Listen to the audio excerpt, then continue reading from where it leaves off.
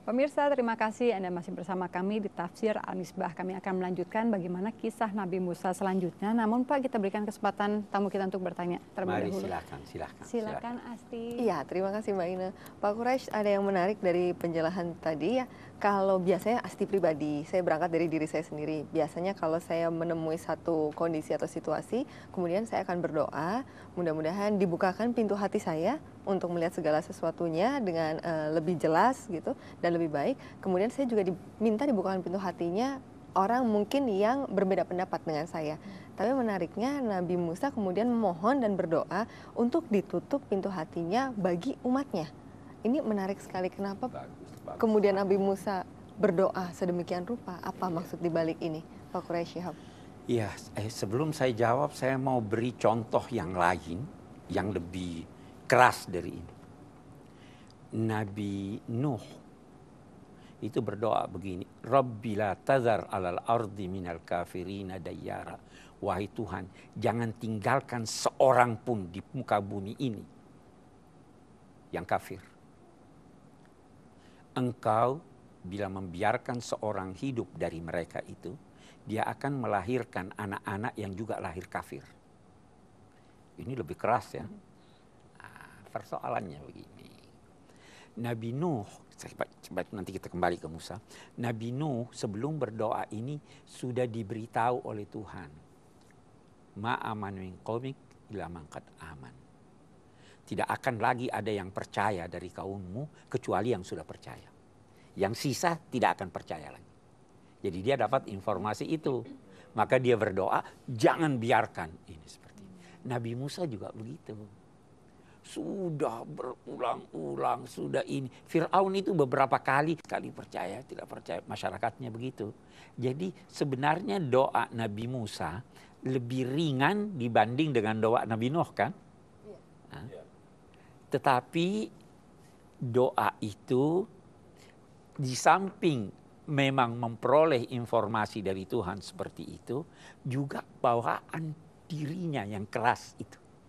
Nah, berbeda dengan Nabi Muhammad. Kita hancurkan aja, ya Allah berilah petunjuk kaumku supaya itu. Ya kan? Dan itu sebabnya Nabi Muhammad lebih tinggi kedudukannya daripada Nabi Muhammad itu datang membawa rahmat. Jadi semua dia kasihi. Orang-orang kafir dia perjuangkan sedemikian rupa supaya memeluk Islam. Sampai-sampai ada ayat yang turun menggambarkan kasihan kamu ini Muhammad.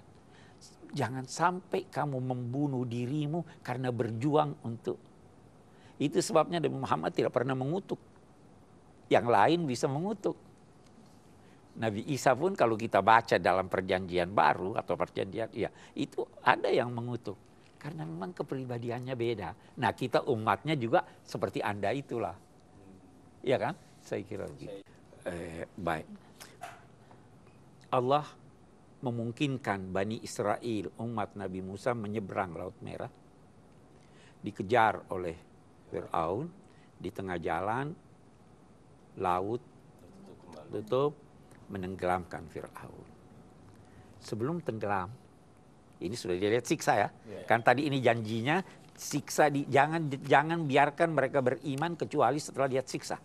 Nah, waktu itu hatta iza adrakahul gharaqu qala amantu annahu la ilaha illalladzi amanat bihi banu Israil. Sewaktu dia sudah ditimpa dekat untuk tenggelam, dia berkata, saya percaya kepada bahwa tidak ada Tuhan kecuali Tuhan yang dipercaya oleh umat Nabi Musa. Sekarang dia percaya, sekarang dia tersiksa. Dan sekarang saya termasuk kelompok orang-orang yang berserah diri yang muslim. Nah, dijawab oleh Tuhan melalui malaikat. Al-an wa qad asaita qabl. Sekarang baru mau tobat. Rohmu sudah mau keluar. Sedangkan sebelum ini kamu durhaka. Dan kamu termasuk kelompok orang-orang yang melakukan kejahatan, perbuatan buruk. Baiklah. Fal yauma nunajjika bidabadanika litakuna liman khalfaka ayat. Saat ini kami selamatkan badanmu. rohmu kami tidak selamatkan. Kamu tidak pernah percaya ada jiwa. Yang kamu perhatikan cuma badanmu. Kami selamatkan badanmu. Supaya kamu menjadi pelajaran bagi generasi sesudahmu. Nah, kita berhenti lagi di sini, lihat. Fir'aun ini diduga hidup memerintah antara 1224 sampai 1214 sebelum Masehi. Sekitar 3.500 tahun yang lalu. Dia tenggelam. Rupanya terbawa mayatnya ke pantai, ditemukan oleh masyarakat Mesir di balsem. Tidak ada yang tahu setelah masa itu bahwa Fir'aun itu sudah dibalsem. Nanti pada tahun berapa tuh, tahun 1800-an, ada seorang peneliti dari Perancis namanya Loret. Dia menemukan mumi di Luxor, di satu wilayah namanya Lembah Raja-Raja. Di situ ditemukan mumi. Waktu dibuka mumi itu oleh seorang peneliti lain, Elliot Smith, itu ditemukan itulah badan Fir'aun. Sampai sekarang, kalau Anda ke Mesir, pergi ke museum Mesir, Anda bisa lihat Fir'aun ini. Saya ngeliat di internet doang itu. Internet, pergilah ke sana. Dan Anda kalau lihat di sana ada penelitian dilakukan oleh Maurice Bucaille, orang Prancis. Dia dapat izin tahun 75 untuk buka pembalutnya. Itu yang kita lihat sekarang, warnanya kehitam-hitaman itu Fir'aun. Ya kan? Betul. Dan dia katakan itu ada bekas garam. Karena dia tenggelam di laut. Persoalan kita dalam konteks Al-Quran. Dari mana Nabi Muhammad tahu ini? Bahwa diselamatkan badannya. Untuk menjadi pelajaran bagi generasi sesudahnya. Kalau bukan Tuhan yang beritahu dia mustahil. Kalau begitu Al-Quran ini memang bersumber dari Allah Subhanahu wa taala. Ya kan?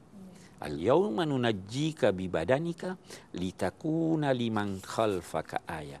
Hari ini kami selamatkan badanmu supaya kamu menjadi pelajaran bagi orang-orang yang datang sesudah kamu. Menjadi bukti kebenaran Al-Quran ini. Wa inna katsiran minan nasi an ayatina laghafilun. Sungguh banyak manusia yang lengah dari tanda-tanda kebesaran Allah. Ya kan?